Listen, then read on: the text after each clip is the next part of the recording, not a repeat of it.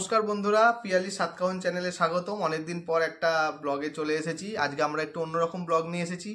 আজকে আপনাদের সামনে পিয়ালি সাতকাহন চ্যানেলের তরফ থেকে কিছু মজার মজার হাসির জোকস আপনাদেরকে শোনানো হবে। তো জোকসটা আপনাদের কেমন লাগছে?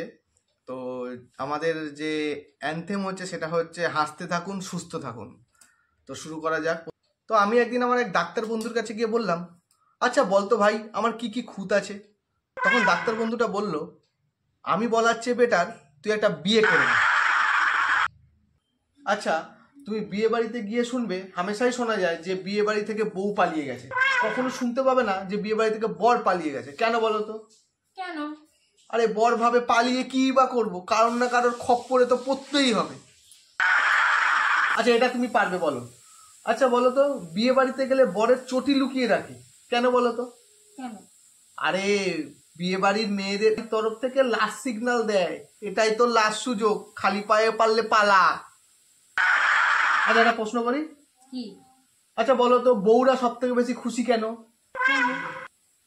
কারণ তাদের কোনো বউ নেই তাই।